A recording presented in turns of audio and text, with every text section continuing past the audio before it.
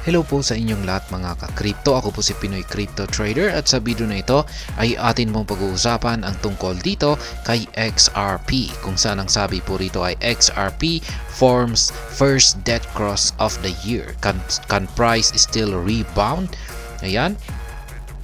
Sa base daw po sa chart ni XRP ay meron na daw pong nabuo na isang debt cross. Yan, at debt cross of the year po ito. Kaya posible kayang magkakaroon pa ng rebound itong sa XRP. Sa mga hindi po nakakaalam ay kung pag sinabi po nating debt cross ay bearish signal po yan. Nagpapahiwatig po yan na babagsak yung market price ni XRP. Yan po ang debt cross. Pero yung kabaliktaran naman po nito ay yung tinatawag na golden cross. Kapag golden cross naman ay yan po yung bullish signal, kung saan ay nagsasabi naman po yan na aakyat yung kanyang presyo. Kaya yan, isa po itong nakakatakot na signal kasi debt cross. Kaya yan atin pong aalamin kung meron pa nga bang pag-asa na magkakaroon ng rebound or recovery itong si XRP. Pero bago po tayo magpatuloy ay nais ko lamang po munang bigyang linaw ang aking disclaimer kung saan ang nilalaman po ng video na ito ay hindi po ito isang financial advice. For education and information purposes lamang po ang layunin nito. Maliban po dito ay nais ko na rin pong magbigay babala na wala pong kahit anumang group chat ang Pinoy Crypto Trader. Yan, ang sabi po rito ay XRP price has seen one of the most uncertain trends in recent times, with the formation of a debt cross spotted on the daily price chart. Ayan. Lumabas daw po ang debt cross signal na ito sa daily price chart ni XRP. Over the past 24 hours, XRP has grown from a low of 0.4982 to a high of 0.5101 before finally cresting at 0.5014 amid a slight uptick of 0.15% in the past 24 hours. The wavy motion of XRP has pushed the cryptocurrency to print its first debt cross of the year. Kaya yan. Yan po yung naging performance ni XRP nitong nakalipas na 24 oras. Bagya lamang po itong umangat mula po sa kanyang mababang presyo na 0.4982 ay nakabalik po siya sa ibabaw ng 0.50 na psychological level. Yan, siya po ay nagawa po niyang makaakyat sa 0.5101, ngunit medyo bahagyang bumagsak ulit siya at nasa 0.5014. Kaya ayan, ngayon ay nagkakaroon daw ng wavy motion itong si XRP. Ibig pong sabihin ay umaakyat, bumabagsak, umaakyat po siya. Ayan, at dito raw nabuo yung kanyang kauna-unahang debt cross of the year. Ayan. Gaya ng sinabi ko kanina, isa po itong bearish signal. Debt crosses are typically bearish and they are formed when a short-term moving average crosses below a longer-term moving average. Kaya yan. Yan yung kung paano nabuo ang debt cross na ito. At yan, sabi nga dito ay bearish yan. Bearish signal or nagbibigay po ito ng senyales na magkakaroon ng downtrend ang presyo market price ng XRP. Yan, ito ay nabubuo kung pag yung short term na moving average ay nag-cross sa longer term na moving average. Papakita po yan, may chart po yata dito. Yan, nandito po. Pero basahin muna natin ito. The XRP debt cross.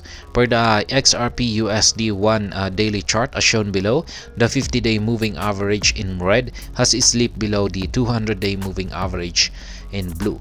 Kaya yan, ito po yung chart.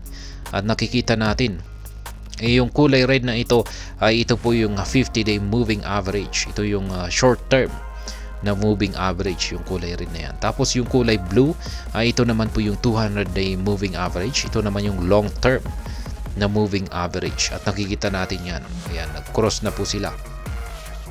Ayan, nabuo yung debt cross. The crossover was recorded around 0.504 price mark, a level that has constantly been flagged by market analyst Crypto Rover. Though XRP snapped back quickly from its free fall as it dropped below the 3-year consolidation pattern earlier this week, the debt cross formation shows that the bearish sentiments are far from over. Kaya yan. Ang nabuong debt cross formation daw na ito ay nagpapatunay lamang o nagpapakita na ang bearish na condition ni XRP ay hindi pa nagtatapos o hindi pa natatapos. The debt cross depicts much information that shows the current drawdown in XRP's price is not sudden but has been in place for quite some time. This fact cannot be dismissed considering the July 13 ruling from Judge Annalisa Torres failed to produce a sustainable bullish rally for the digital currency. Over the past year, XRP has managed to grow to a high of 0.93 following the legal victory. However, it has persisted traded below this level following a drop from this high. Kaya yan po yung kaganapan nitong nakalipas na taon. Ito po yung kanyang nakalipas na taon ay ito po yung kanyang pinakamataas na nakamit na presyo. At yung nagdulot po nito ay yung pagkapanalo ni Ripple dito kay against po or laban kay US SEC, kung saan si XRP ay naideklara na isang non-security. Yan, nagkaroon siya ng legal clarity. Ngunit kasunod po nito ay bumagsak po siya. Ayan, yan po yung nangyari. Is all hope lost for XRP? Ayan, wala na nga ba talagang pag-asa kay XRP? Ayan, as despite its unimpressive price action, XRP has remained one of the most capitalized cryptocurrencies. While this is not the right judge of growth, it underscores how the coin is staying resilient in relation to the broader market. Beyond the evolution of the XRP ledger or XRPL and the growth prospects associated with Ripple Labs, the general market sentiment ahead of the forthcoming Bitcoin halving event is likely to impact the digital currency positively. Kaya yan, babagsak po si XRP sa mga susunod na araw base po sa paglabas ng signal na ito na debt cross. Malamang ay baka ito yung sinasabi ni Ginoong JD.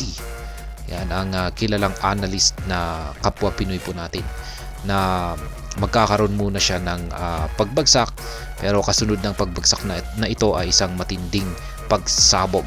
At ganun din po si XRP chart. Ayan, ganun na rin yung kanyang inilabas na analysis dito kay XRP. Ayan, pare-pareho po yung mga analyst na naglabas ng kanilang mga forecast or prediction dito kay XRP. Talagang magkakaroon daw po muna ito ng matinding pagbagsak, pero sa kanyang pagbangon ay isang matinding pagsabog ang magaganap. At ayan, hanggang dito na lamang po tayo sa video na ito. Sana po ay inyong nagustuhan ang aking paliwanag dito. Kung inyo po itong nagustuhan ay pakiclick lamang po ang like button nito. Para naman po sa mga bago lamang dito, kayo po ay aking inaanyayahan para mag-subscribe. Pakiclick na rin po ang bell icon nito dahil ito po ang siya magsisilbing notification nito sa mga bago kong videos na akin pong ina-upload sa aking YouTube channel na ito. Marami pong salamat sa panunood. Ingat po tayo lagi at God bless po sa ating lahat.